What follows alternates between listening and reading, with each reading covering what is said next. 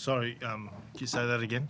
How proud are you of the team? Yeah, look, unbelievably proud. We talked before the game all week, actually, about a performance that you could be proud of when you walked away and looked back. The result was we never actually talked about the result. It was just a performance that we were proud of. That's what we talked about, and I thought they delivered on that tonight. Ty, what did you see in terms of preparing for the side, like in terms of the sort of areas you thought you could attack the line? So it felt like that rush defense really did cause some trouble for the other teams. And we got those pictures tonight. I thought, our mindset was the biggest thing, especially around the defensive ruck and the ruck both sides of the ball, actually. I thought we were a bit askew in attack around the ruck. We probably were a little bit inaccurate. Our defensive ruck, I thought, was really good. We talked about putting the third guy in, maybe the fourth guy in, just winning collisions. I thought we did that really well at times. I was happy at that point. At set piece, we just wanted parity. We just wanted to win our own ball. I thought the lineup was really good. So Toto, you mentioned the breakdown. A word on Charlie Gamble's performance tonight? Outstanding. I thought it was fantastic. He drove that defensive kind of area for us all week. So I think he led the way there. Could you see him edge his way into the Wallaby squad beyond Lions series? Yeah, look, it's a hard one. The two players above him are bloody pretty good. Big fan of Tizano. Came off the bench and did well, I think, in the first test. And McWright's probably more of a footballer than both of them. So it depends on what you're looking for, I suppose. But if Charlie played, he wouldn't let you down. Give us your thoughts on, obviously, Lucanto putting his hand up for a recall to the Wallabies and Taniela. I mean, what did you think of those two in particular? Look, Lucan's been outstanding all throughout the whole week around that mindset. So he drove that for us the whole week. And, his performance, I thought, was outstanding again. Daniela's a work in progress. I thought his set piece was world class. I mean, when he's on song, probably not many better. If we can just get him aligned, and he's had a stop-start go with injuries and that. So I think he's played 2 games now, one for the Waratahs, one for us. I think if he can stay on track, there's a pathway back to that Wallaby number 3 jersey, I think. Would you be, if you were Joe Schmidt, would you be bringing those two back into the squad? If I was Joe Schmidt, if I was, I would. I think there's a role for him. I'm not sure. Maybe off the bench, or maybe to start the game and then come off. Maybe a. Lucan's thrown his hand up. I thought the last 2 games he's played have been pretty good. Definitely, I would look at investing in him and bring him into the squad. Charlie, can you talk about what this meant to you and the squad more generally? I mean, for you personally, 12 years old from featuring in the Test series, not many players get to feature against the Lions twice, but also you could see the pride that the players were playing with. You guys were very conscious of. Yeah, absolutely. It's been a real special week for everyone involved. To be able to represent your family name, your culture. It's a really special experience, and to be able to kind of come together in a short amount of time and share stories about where you come from, and we all kind of found that we all kind of come from similar backgrounds, and I think that was really a powerful moment and allowed us to connect, and I think that kind of showed in the performance tonight. We just kind of threw everything at it. And, it's not a one-for-one comparison, but we see the Maori All Blacks play annually.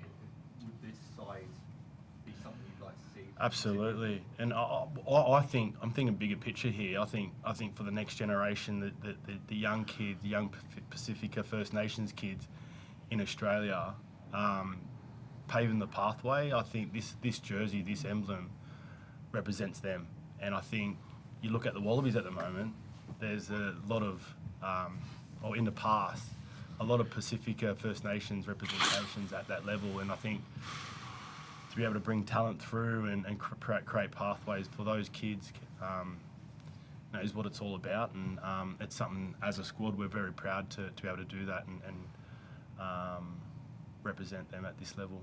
Kelly, just on that, I mean, Jared McLeod probably epitomises that. Yeah, He doesn't play Super Rugby, but goes Yeah. up there and performs. Like, what do you sort of see when you see a kid like that, you know, no Super Rugby experience, but hanging with some of the best that sort of the Lions have? And I think that's what it's all about, right? You come into a squad, you camp, you got coaches who are legends of the game, sharing experiences, leading from the front, and then you got kind of guys with Test experience and then Super Rugby experience, and these young kids, they see that and they learn, and ultimately that's what it's all about, right? And it's given these kids opportunities, and I think this is a fantastic concept that needs to continue. It needs to continue, and whether that's a warm-up match for the Wallabies in years to come throughout, or building up a game against the Maoris, All Blacks, whatever it is, I think bigger picture, and I think it's definitely needed in our game, and I think, yeah. Toto, we saw Pete Samo running the water there tonight, and there was sections of the crowd with Pete Samo face mask apparently. Was that a level of motivation for the team, or what happened here? I think so. Probably one of many. Pete was originally down to play number 8, and he'd already trained a few sessions with us. So to see the way he was displaced, I think was pretty poor. But the boys. Pete was fantastic. He got on with it. He was keen to hang around and help the boys prepare, and the boys really felt for him. More generally, do you feel disrespected by the Lions? I would think the other way around. I think more expected because they didn't want him to play. So removing him would certainly depower our team, I thought. So I thought they had a high level of respect for him.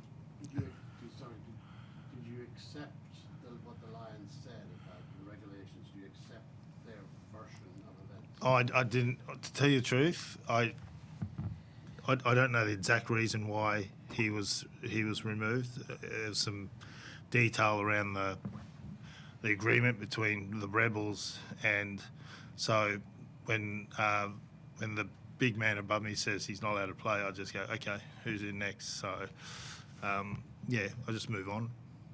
Would you made a difference tonight? Yeah, I think so. The young kid that took his spot he's got a big future. But Pete Samu's an experienced campaigner. He's hungry and motivated to get back into the Wallaby jersey. He would have been great for us. Kelly, you played a lot of Test footy, looking at the aggression by guys like Khan. Is that what the Wallabies need to follow, like whether they really come in or not? Is that the blueprint? I think so, yeah. You need to take it to them, like head on, and I think there was in patches there where we had the momentum and the Lions were kind of taking a back foot step. And I think, created opportunities for us.